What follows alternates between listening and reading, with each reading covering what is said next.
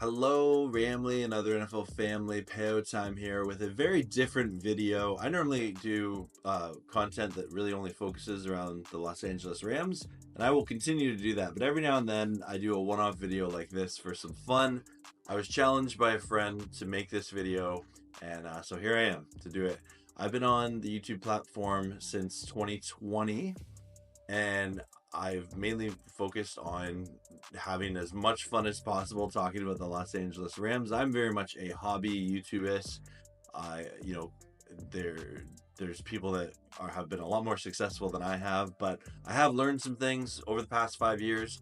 And here in a video, I thought, hey, let's have some fun, let's get things done, and let's share some tips. So this video is for anyone who is thinking about starting or has started a YouTube channel about their favorite sports team or sports channel in general. But it is kind of more centered around if you have a favorite team you're really passionate about. Like for my team, if you don't know already, is Los Angeles Rams, and I hope you know if you can see my channel. So yeah, these are 10 tips and tricks that I have found out over the past 5 years that have helped me just enjoy the YouTube journey, and maybe it will.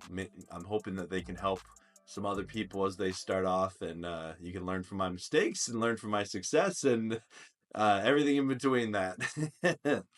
Tip number one, SEO, which stands for search engine optimization, thumbnails and titles. And I put that all together because in my workflow, when I go to make a video, I want the title and the thumbnail to kind of complement each other, because I find that helps people click on it more.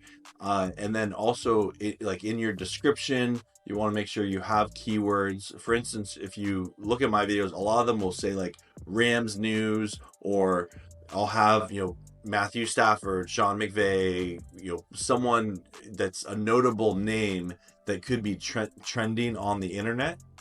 And that way, the YouTube algorithm will understand that this is relevant to certain viewers who care about that particular topic. And I think a lot of people get titles wrong, and I got titles wrong for a long time. And your YouTube title and your description are opportunities for you to train and instruct the YouTube algorithm who to recommend your content to. And so if you say you came up with a show that's called like best sports talk show ever, like, or I don't know, something really edgy like sports edge talk or unsportsmanlike talk, or so, I don't know, something like that's cool, and it might be a really cool name. But if you always have your title as like unsportsmanlike podcast episode 1, unsportsmanlike contest episode 2, there's a very good chance that is actually hindering YouTube's ability to recommend your content, because it doesn't necessarily have the certain keywords. And as you gain subscribers and a following, you can you don't have to necessarily follow that rule as much. But when you're first starting out, you do need to have certain keywords, and it might be something like reaction to coach doing this or player doing this. And maybe not the most sexy titles out there, but that's just sort of your way of training the YouTube algorithm of how to actually recommend your content to other people. And so yeah, definitely I encourage you to learn a little bit about SEO and how to make a thumbnail that's sticks out. That can be a challenge. If you look back in the history of my channel, my thumbnails change pretty dramatically, and they will continue to change. And I've gotten to the point I really enjoy experimenting with thumbnails, and maybe you use a Canva account or you use something like Snappa. There's lots of other great ways to make thumbnails out there, and I encourage you to check out some videos for that. But yeah, definitely learning how to title videos, which is something I am still learning to this day. Definitely. All right. Tip number 2, being consistent and learning the value of your content. So I'm not so naive to think the value of my content often relies upon something of relevance happening with the Rams. There are other videos I've done that have not necessarily been like what you call like content with short shelf life. Like for instance, if the Rams make a trade about maybe when they trade or for a player or they sign a player, that is only relevant for like really a certain media cycle, right? Like when the Rams signed Devontae Adams this year, and I made a video about it, I'm not expecting that video to get views like a month later. But then if you can make videos that's considered like evergreen content, like and maybe that's a video like a top 10 list or something like that, there is a value of that as well. But for learning the value of like, okay, if I'm gonna make a video about like breaking news or something that's happening with the team, you kind of have to accept that, okay, like the video is not going to do so hot if it doesn't do well within the first week, and or if you make a video like a week after the news happens, that video might not do that well, right? Because it's out of the news cycle, and that's something I definitely had to learn, where like if something happens with the Rams and you make the video like a week later with it, it might not be relevant anymore. It still might be relevant, but you might not get the same kind of viewership. Tip number 3, the first 30 seconds of your video matter a lot. I've noticed in my content, if I can have a video that has over 70% retention after 30 seconds, there's a very high chance that video is a good, like, well-performing video for me.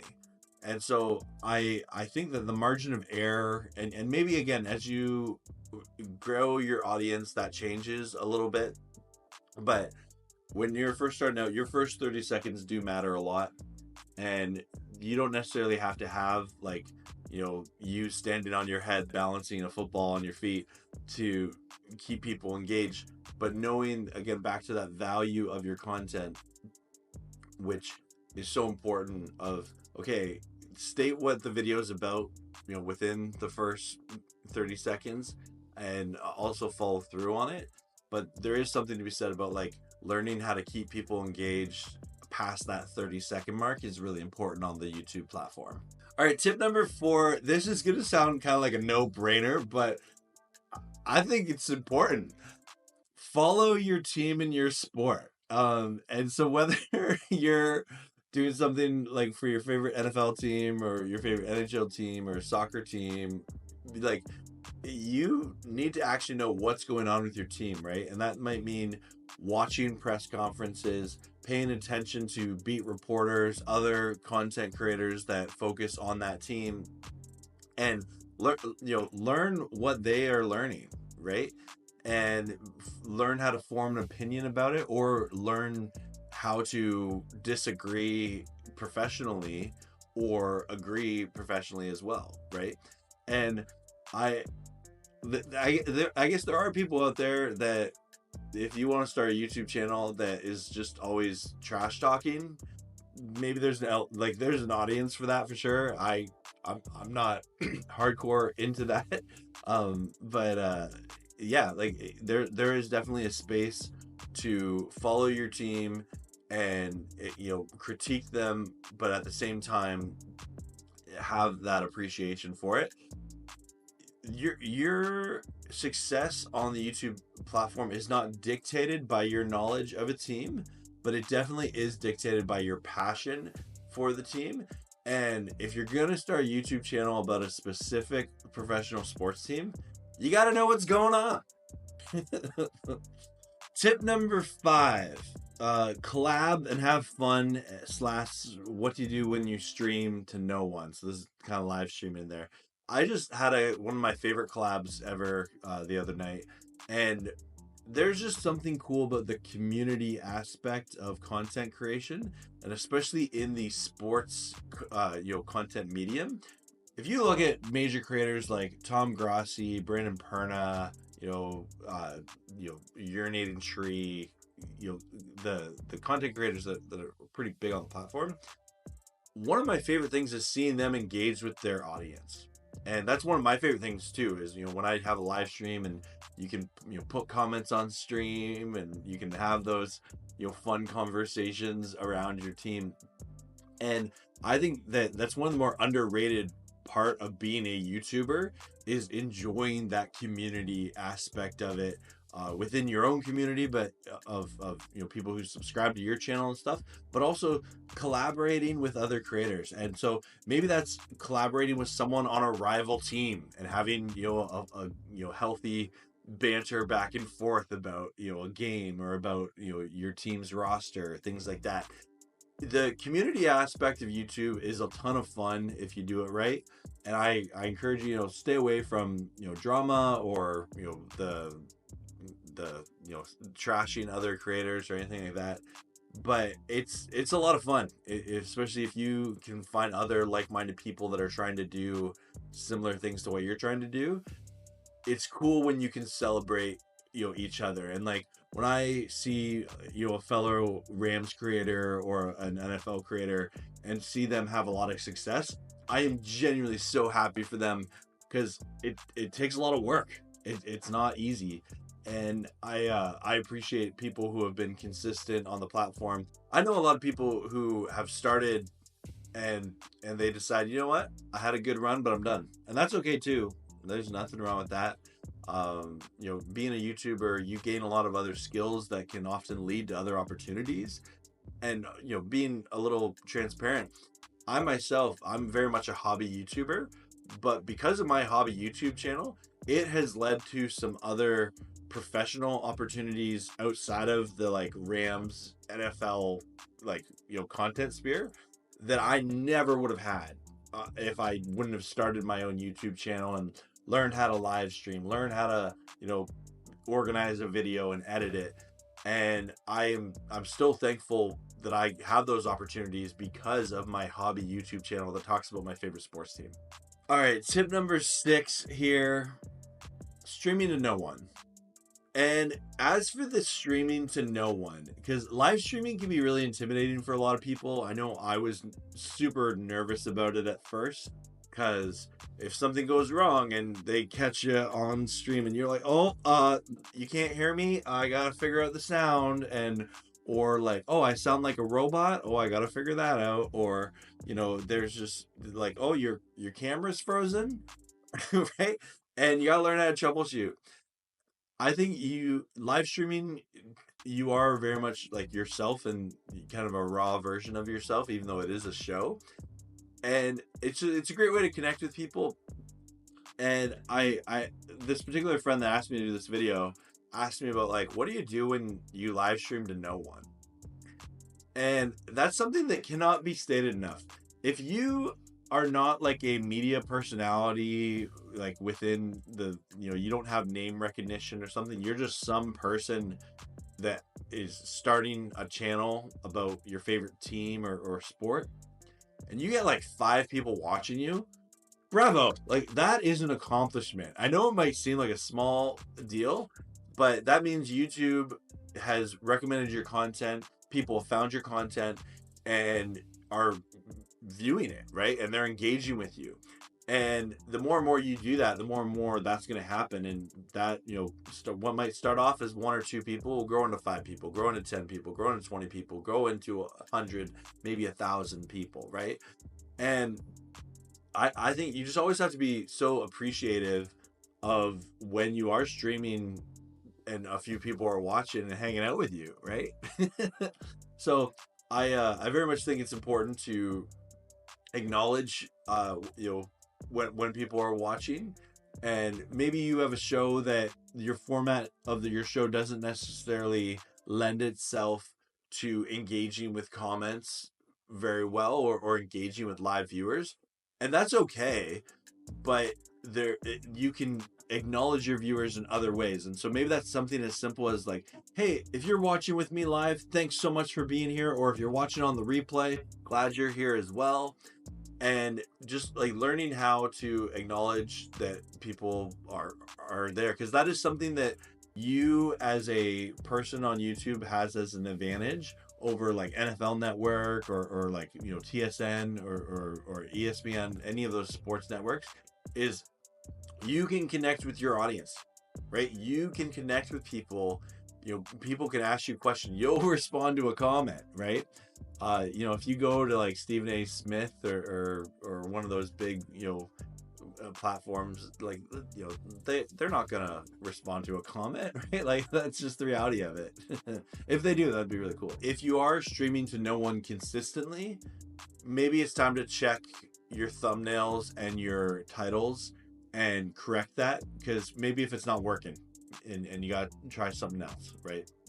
But odds are that you're still teaching YouTube how to recommend your content well. And so I encourage you, if you're streaming to no one, stick with it. Consistency is so important, but also at the same time, you know, be open that you might be the problem, and not you specifically and who you are, but your titles and your thumbnails might need some work. And there are some people, like I've had people flat out tell me like, I hate your channel, you suck. like get off the internet. And there's always gonna be those haters and people that just don't click with you, and that's okay. You can respect that. But there are gonna be people that identify with you, empathize with you, you know, like your takes or politely disagree, and you can have a conversation about that. And yeah, so I would say don't be afraid to stream to no one. And I say this as someone who spent a lot of time streaming to 0, 1, or 2 people and being like, man, this is so cool. Some person who I don't know, lives far away, is watching me talk about the Rams. And so I think that that's definitely something to treasure and cherish, because if you keep doing it, again, consistency is so important. And no time at all, you know, you'll be streaming to at least, you know, 10 people, 20 people, 100 people. And, you know, and again, it depends on, you know, people's availability and what they're doing with their lives, right? Number 7, don't be a gatekeeper. So one of the reasons I say Ramley and other NFL family right away is that I want people to know my channel is Rams centric, but I welcome all NFL fans to come in and chat, right? And I've seen other creators, and if you're someone like this, I would challenge you to maybe change your ways a little bit. This is a channel for hardcore, mega awesome Ram fans only, or like, you know, 49ers fans or Senators fans, like, get all other fans, get out of here. And like, if that's the type of channel you want to run, like, have at it, like, you know, you can do it. But number one, it's super fun to get other fans' perspectives and voices unlike your own, right? To offer a different point of view. But also, when you do that, there's so many people, like, that's millions of people you exclude from your content, right? If you say like, no, like Ram fans only, or you know the you know, Seahawks fans only, or Jaguars fans only, right? Like, there's nothing wrong with having that as kind of like your core and your center of like what your content is based around. But when you have kind of that gatekeeper mentality of like, every other fan's like, get out of here, you know, I don't know if I'm talking like that, but I think that just limits the potential of your content so much, right? And there's nothing wrong with letting people know, like, okay, I'm a hardcore Homer fan about this particular team, and if anything, it actually informs the viewer of your perspective easier that way, right? And then if there is, say, a, you know, Seahawks fan or 49ers fan or Cardinals fan watching my content, I love that they know, like, if they can roll their eyes at me and be like, oh, this Rams fan on YouTube talking about how great Sean McVay is, or talking about how awesome the Rams are. Yeah, you only think that because you're a Rams fan. Well, yeah, like, I can acknowledge my bias, and I can acknowledge your bias as well, and see where we would agree or disagree and have a really cool conversation about that. So I would encourage you, if you are kind of that, like, no, my channel is for this group of people specifically only. Not that you have to pander to other audiences, but not necessarily have that kind of like authoritative voice of being like, get away from me, right? Because if you're trying to grow on YouTube, it's really hard to grow when you tell people to back off. Number 8, sponsorships. Even as a small creator, you can absolutely find sponsorships out there, and there are lots of brands looking for genuine, authentic sports creators to promote their product. I would say a word of caution: there's some sharks out there, and not everyone. I don't want to paint that. Just there are some people that are trying to use you for essentially free advertising, and just be careful of that. But at the same time, there are some very legitimate, fantastic sponsors out there. I personally don't take sponsorships. Not that I'm against it, and I might consider in the future. I have had some before in the past, but you do need to be careful, especially if you're new to like the business aspect of running a YouTube channel. Educate yourself, learn. I would say it's better to, if you can, hop on the phone with someone that's or a video call. That's probably a better thing than just doing emails. But if you do grow, if you do get views, you will have sponsors that notice your channel, and a lot of it is sports gambling, which that's maybe a topic for a different video. But like, I don't take any sports gambling sponsorships for a bunch of reasons. But like, just be very careful, because there's a lot of sketchy ones out there that are just trying to take advantage of small creators, or I don't want to say small creators who currently have a small but growing following. They're looking to take advantage. But again, there's some very legitimate ones as well that you can make some decent money off of, and I don't want to belittle that. So just be cautious with sponsorship. I'll keep this short too. Short form versus long form content. There is absolutely a place for both. I know I probably enjoy long form and live streaming more myself, just in terms of making it.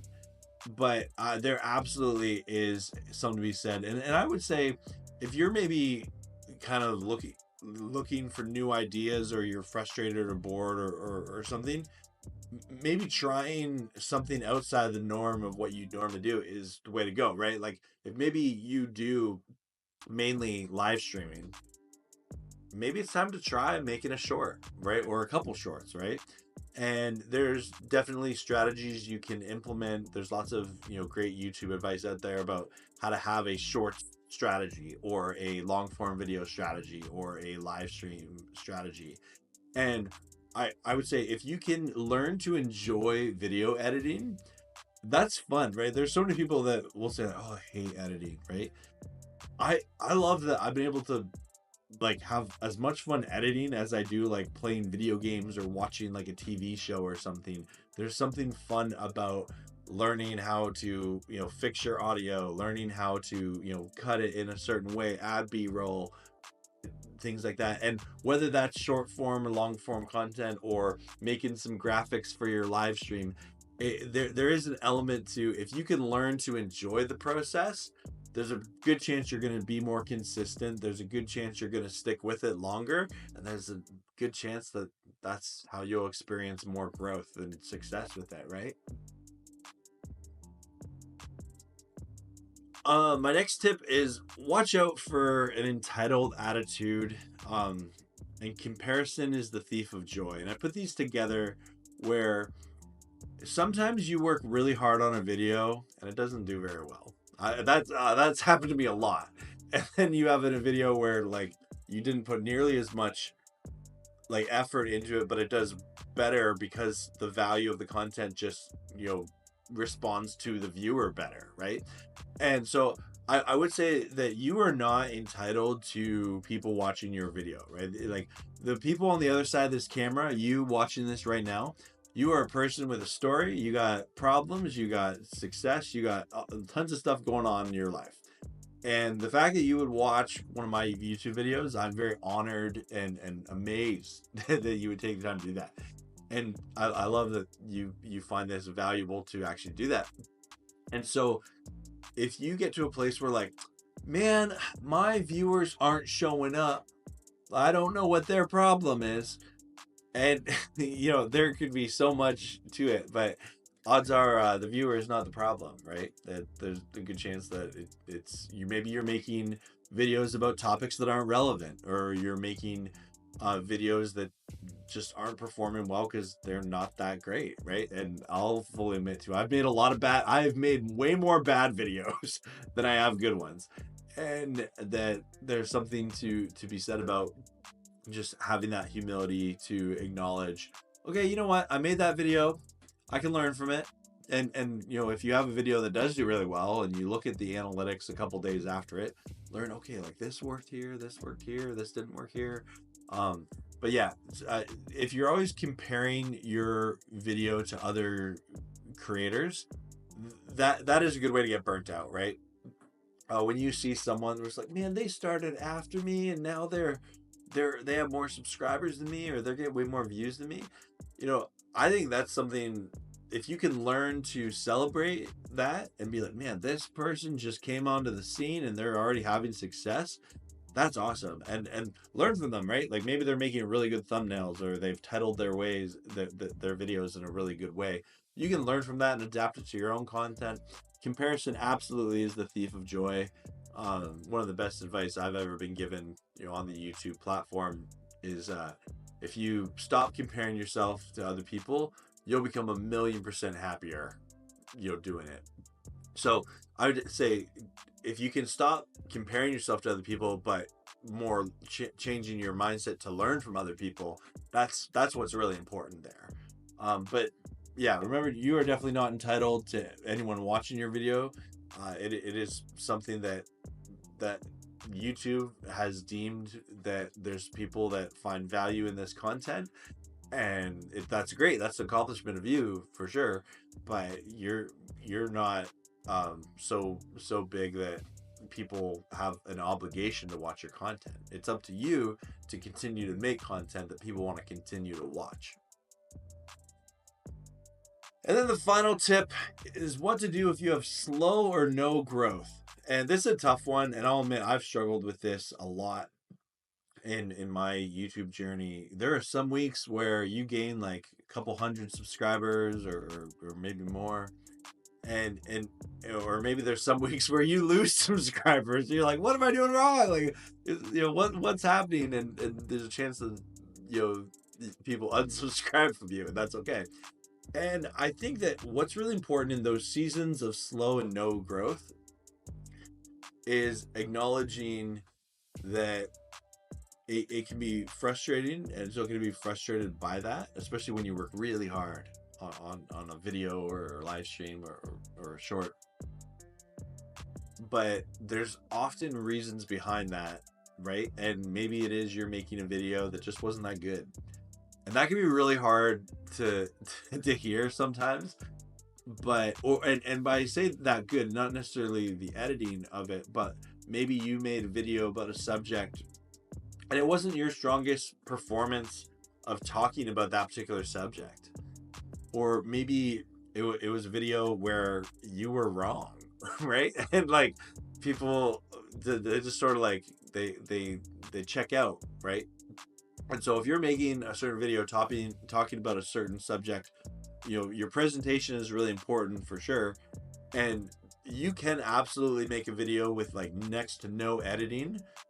But if you do that, you do need to have relevant content of what you're talking about pretty early on. And if you do edit, your edit shouldn't be so great of an editing that it distracts from the topic of the video, right? So, for example, if I'm making a video about Matthew Stafford and everything, you know, he can accomplish in the year to come, I edit that video in a way that I think is aesthetically pleasing and that helps the video flow the information to the viewer, you on the other side of this camera. But if I made that video where it's like, okay, I'm not going to edit it, it's just going to be me, I am someone, I acknowledge I have a lot of ums and ahs, and if you've watched all the way to the end of this video and endured all of that, blessings on you. But learning how to have that honest critique of yourself, of where your strengths are, and also acknowledge that people do show you grace, right? And they acknowledge that you're human, and that's one of the things that they might like about you, and one of the reasons why they watch your content is because you are real, you are genuine, and you're not someone who's a big media personality. You're an everyday person that might work a full-time job, and you do this thing as a side hustle. Or if you are fortunate enough to get to that place where you can make being a full-time YouTuber your profession, bravo, congratulations, that's a huge success. But you do have to endure those seasons of like, oh man, like it's not really growing right now. But you kind of have to just sort of like look for the next season of like, okay, you know what, I'm not growing right now, maybe the next video, maybe I can learn from this one, and see what happens next. So anyway, this video was way longer than I thought it was going to be. I hope that if you're watching this, it encouraged you. I hope you found it kind of fun and informative, and gave you some tips and tricks to help you start your YouTube channel. And let me know in the comments below, where are you at in your journey? Are you starting a podcast or a YouTube channel? I'd love to, if I can, check it out. That's going to do it for me. And of course, as always, go Rams, horns up, and peace out. Let's go Rams.